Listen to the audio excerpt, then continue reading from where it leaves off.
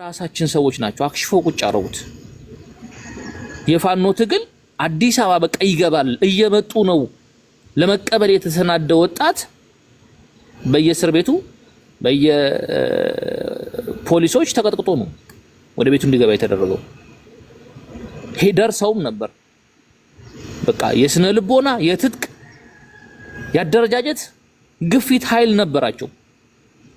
ህዝባችንም በደንብ ተረድቶ የኢትዮጵያ ህዝብ እየመጡ ነው ብሎ ዘፍኖላቸው ነበር፣ ፎክሮላቸው ነበር። አደባባይ ላይ ሰልፎች፣ ሩጫዎች ላይ ሁሉ ራሱ እንትን ብለው ነበር። ግን ያን ትግል ማን ነው የጠመዘዘው? ስለዚህ አሁንም ቢሆን ይሄን ትግል ወደፊት ሊያበቃል የሚችለውን እንቅስቃሴዎች በሂደት የበሰለ ውህደት ለመፍጠር አሁንም ቢሆን ቆም ብሎ መመልከትና ማሰብ ማየት ያስፈልጋል። ተብለው እኮ ነበርኩ ውህደት አንድነት ይፍጠሩና ወደ አንድ ቋት ውስጥ ወደ አንድ ድርጅት ውስጥ ይግቡ ተብሎ እኮ ምንድነው የተፈጠረው? አንጀኛ ብቻዬን በቀር ታገላቸዋለሁ ብሎ እኮ ነው ዘመን የወጣው ወንድሞቹን ለመግደል።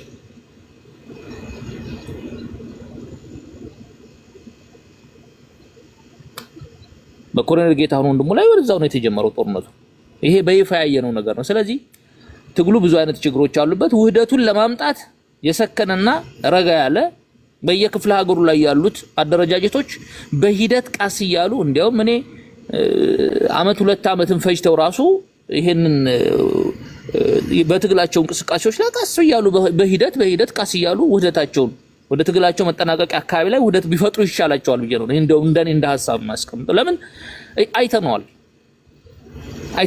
ውህደት ተብሎ ምን እንደተፈጠረ ስለ አንድነት የሚናገሩ ወንድሞችን ምን እንዳረጓቸው እና አንድነት ይጠቅማል። እውነት ነው፣ አንድነት በጣም ይጠቅማል ለትግሉም ለኛም ለሁላችንም በጣም ለሞራልም በትግሉ ላይ ራሱ ያለው ሚና በጣም ትልቅ ነው አንድነት።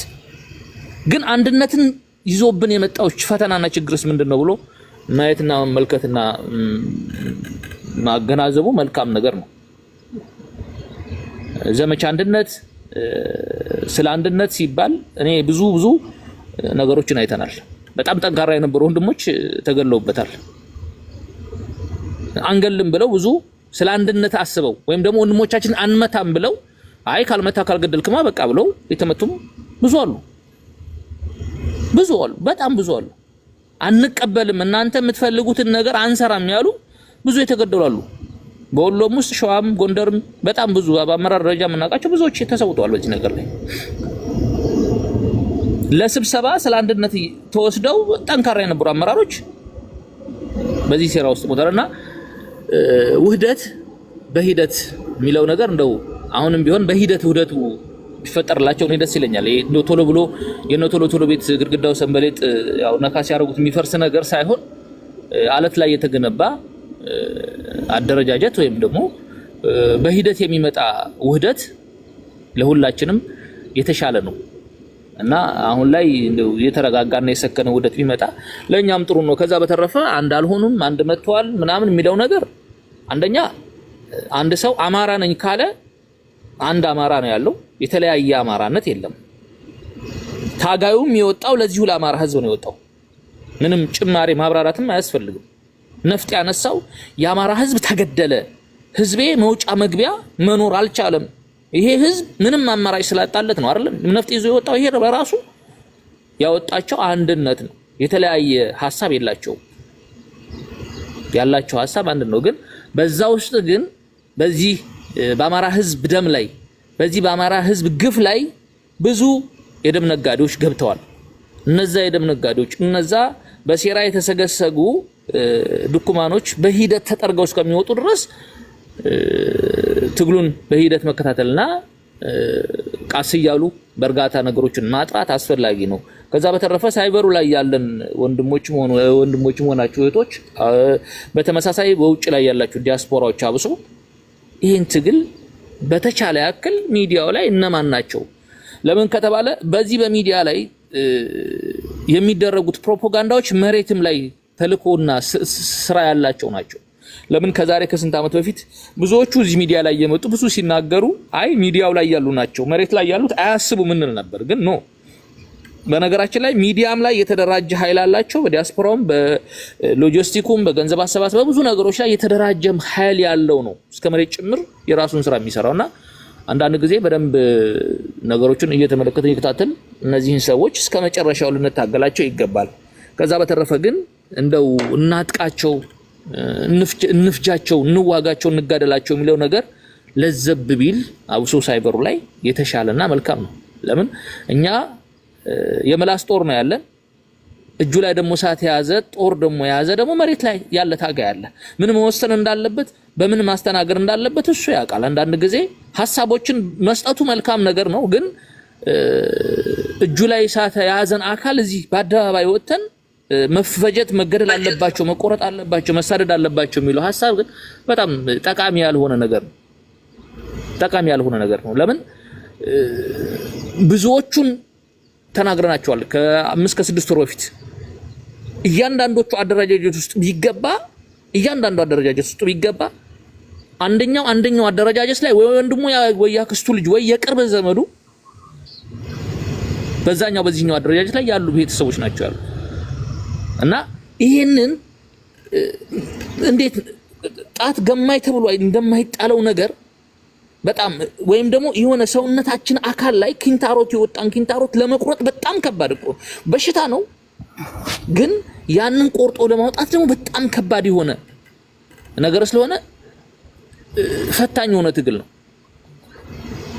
በእነዚህ አመራር ስር ያሉ ታጋዮች ለዚህ ህዝብ ነፃነት ይወጡ ናቸው ምንም የማያውቁ ወንድሞቻችን ናቸው በግፍ እየተገደሉ ያሉት ሂድ ከነዛ ጋር ግጠም ተብሎ እምቢ ሲል እኮ ተሰውቷል ለፋኖ ሰለሞንን ማየት ይቻላል መከላከያ መጥቶብናል ጦር ኃይል ላኩልን ድረሱልን ተብሎ ምንድነው ያሏቸው የራስ ጉዳይ ነው የተባለው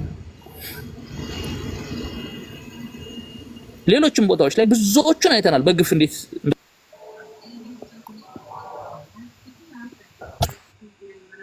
እና ይሄን ነገሮች በሂደት ቢስተካከል መልካም ነው ሚውት እያደረጋችሁ ነው መሰለኝ ሐሳብ ያለው ሰው ካለ መቀጠል ይችላል ቲንክ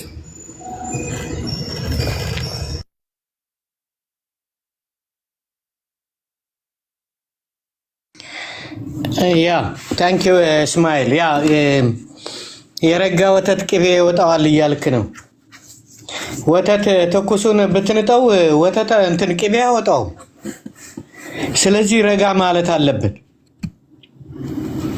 እና ትግሉም በጥሩ እየሄደ ነው እንዳልከው ሳይበሩ ላይ ግን የሐሰት ፕሮፓጋንዳ መርዛቸውን ሲረጩ ዝም ልንል አንችልም እንዋጋቸዋለን በመንችለው አቅም እስካሁንም እየተዋጋናቸው ነው ስለዚህ ዝም አንልም ትግሉ ከባድ ነው መራራ እየመረረ እየመጣ ነው ያንን ነው የምንፈልገው እየጎመዘዘ ነበር የመጣው አሁን እየመረረ መጥቷል እና ወቅቱን ጠብቆ ነው የመጣው በጣም እንደ ባንዳ ብዛት ቢሆን እንደ ክፋታቸው ቢሆን ኖሮ የአማራ ትግል የሚባል እስካሁን አንሰማም ነበር ትግሉን እየታገሉ የሌለ ትርክት በየጊዜው እየሸበረኩ ጀግኖቻችን አስተዋይ ስለሆኑ በጥበብ በማስተዋል መጥፎውን ጊዜ ያለፉት ይመስለኛል መጥፎ ጊዜ ታለፈ ይመስለኛል ካሁን በኋላም በጥበብና በማስተዋል ወደ ድል ያደርሱናል ብዬ አስባለሁ እና አንድነት ጥሩ ነው አንድነት ስለ አንድነት ሲሰበክ እንግዲህ ይኸው እድሜ ልክ አንድነት ኃይል ነው አንበሳ ቢያስር ድር ቢያብር አንበሳ ያስር ስለ አንድነት ያልተባለ ምን ነገር አለ ያልተባለ ነገር እኮ የለም እንደው መቼም የሰው ክፋት ምናምን ነው እንጂ አሁን በሌላ ሀገር ተባብረው ስለሰሩ ነው ጃፓኖች ለምሳሌ በጦርነት ጊዜ የደረሰባቸውን ሁላችሁም የምታውቁት ነው ከዛ በኋላ ጦርነት ይብቃን ብለው ወዴት ነው እንትን ያተኮሩት ሀገራቸውን በሳይንስ በቴክኖሎጂ ለማሳደግ ወደዛ አዞሩ። ጦርነት ይብቃም ብለው እጅ ወደ ላይ ብለው እና ስቲክ አድርገው በአንድነት አልተከፋፈሉም።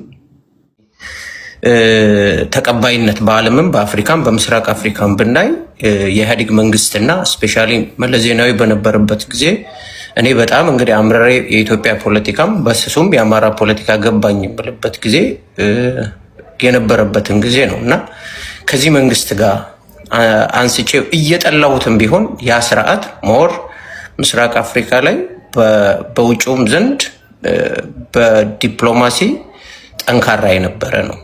ስለ ሚሊተሪ ዳታም ሲያወራ ነበረ። ኢቭን በኢትዮጵያ አቆጣጠር 2012 በፈረንጆች አቆጣጠር ኢትዮጵያ ከአፍሪካ 5ኛው ጠንካራዋ ሚሊተሪ ኃይል ነበረች። ከየት አምጥቶ ታሪካዊ እንዳደረገው ብዙ ጊዜ አንደኛና ሁለተኛ መካከል ሰፊ ርቀት ካለ ሁለተኛ ስለወጣ ብቻ አንደኛው ጋር ደርሷል ማለትም አይደለም። 120 ሚሊዮን ህዝብ ይዘ ብዙ አይነት ልትጠቀመው የምትችለው የኢኮኖሚ፣ የሶሻል የተለያዩ ነገሮች ይዘ የሚጠበቅ ነው። ማድረግ የሚገባህን አለመሆነ ነው የሚያሳስበው እንጂ ይሄን እንደ ድል አድርገህ ስለ ሶማሊያ ገብቶ ስለመዝመት ምናምን ምትል ይሄም መሰረታዊ ነገር አይደለም። እነዚህ ሀገሮች ከእግር ስር እንዲንበረከኩ ማድረግ ነው ፖዚቲቭ ወር ኔጌቲቭ ዲፕሎማሲ የሚባለው። እነዚህ በአንተ ላይ መተንፈስ ሲችሉ፣ በአንተ ሳምባ መተንፈስ ሲችሉ ነው። ኦኬ ሶማሊያን ያለ ኢትዮጵያ ኢንተረስት ወደዚህም ወደዛም ማለት እንዳትችል ስታደርግ አሸንፈሃል ይባላል። በየጊዜው ካርድ እየቀያየረች መታሰቃየ ከሆነ ተራ ሀገር መሆንህን ተራ መንግስት መሆንን አውቃለች ማለት ነው። ሌላ ታሪክ የለውም። ስለዚህ እንደዚህ አይነት ማነጻጸሪያዎችን ተው። ቴዲ ስለ አጀንዳ ልምጣ። አንፎርቹኔትሊ 2 ዓመት መንግስትም በሚያምነው 2 ዓመት ሆኖ የአማራ ክልል አሁን ኤፕሪል 10 ምናምን መሰለኝ 2 ዓመት ሆኖ የአማራ ክልል ጦርነት መንግስት ግጭት ይላል፣ ጦርነት ነው እኛ የምንለው። ምክንያቱም የሀገሪቱ ሁሉም አይነት ኤሊት ፎርሶችን ጨምሮ አየር ኃይሉም ጨምሮ ባህር ኃይሉም ጨምሮ የተሳተፈበት ጦርነት ስለሆነ አሁን መጨረሻ ላይ ያሰማህን ሰውዬ ዶክተር ምናምን የሚባለው መጀመሪያ አካባቢ ብርሃኑ ጁላ ከተናገረው የተለየ ነገር አልነገረንም። እየለቀምን ነው፣ ጨርሰናቸዋል፣ እጅ እየሰጡ ነው ምናምን የሚል ነገሮች ነው የተነገሩ። እኔ ሰሞኑን የሰማሁትን አንድ ዜና አማራ ክልል የወጣ ዜና ልንገርህ። ምንድነው ዜናው? ለኢትዮጵያ መከላከያ ሰራዊት አዲስ ምልመላ የሚል ነው እና ምልመላው ለተራ ተዋጊነት ይላል፣ ለኮማንዶ፣ ለአየር ኃይል፣ ለቴክኒክ ምናምን ይላል። ብዙ ነገሮች ዝርዝሮች አሉት እና ከታች ኮሜንቶቹን አንብ ነበር እና አብዛኛው ሰው ሞርዛን 99.9% የሚሆነው ኔጌቲቭ ኮሜንት ይሰጣል። ብዙዎቻችሁ እናውቃለን እኮ እኔ ወንድሜን ይላል አንደኛው፣ ቴክኒክ ብላችሁ ወስዳችሁት እግረኛ አድርጋችሁ ተገሎብኛል ይላል። አብዛኛው ሰው ኮሜንት እዛ ላይ ገብታችሁ መቼም ያ ሁሉ ሰው ፎቶውን ቁጭ አድርጎ የሚቀደድ አይደለም የሆነው ሰው። ይሄ መንግስት ሁሉንም አይነት ኃይል አማራ ክልል አስገብቶ ይሄን ጦርነት በ2 ዓመት ውስጥ መቋጨት አልቻለም። አሁን እዚህ ጋር ሰዎች ቴዲም አንዳንዴም አንተም ስትል የምሰማው ነገር አለ። የፋኖ የትጥቅ ትግል የጎሬላ ትግል ነው እንላለን። መንግስትን በረጅም ጊዜ ውስጥ የመገዝገዝ ትግል ነው የምንለው። መንግስት ደግሞ ሀብትን ጠንካራ ሚሊተሪን ይዣለሁ ብሎ ትንሽ የሚለውን ኃይል ለማስገበር ነው እየተንቀሳቀስኩ ያለሁት ማለት ነው። ሶ ከፋኖ አመራሮች ወይ ደግሞ ከፋኖ ቃል አቀባዮች የሚሰጠው መግለጫ የሚጠበቅ ነው። ምክንያቱም በአጭር ጊዜ 4 ኪሎ እንገባለን፣ በአጭር ጊዜ ነገሮችን እናደርጋለን ማለት ይጠበቃል። ባላቸው አቅም ያን ነው ማድረግ የሚችሉት። እዚህ ያለው ህዝብ እንኳን አብዛኛው መንግስትን የሚደግፈው ህዝብ እንኳን ፋኖን ትንሽ ኃይል ነው ይልና ከዚህኛው መንግስት ጋር ያነጻጽራል። ይሄው መንግስትም እናንተም እንዲህ ስትሉ መንግስትም እንደዚህ ነው የሚለው ይላል። እንዴ መንግስት እኮ በ4 ቀን ጨርሰዋለሁ፣ በአንድ ሳምንት ሱሪ አስፈትቼ ወደ አዲስ አበባ እመለሳለሁ እኮ ነው ያለው። ይሄ መንግስት አማራ ክልል ላይ እንግዲህ መሬት ላይ ነገሮችን ማጣራት የሚችል ሰው ማጣራት ይችላል። አማራ ክልል ላይ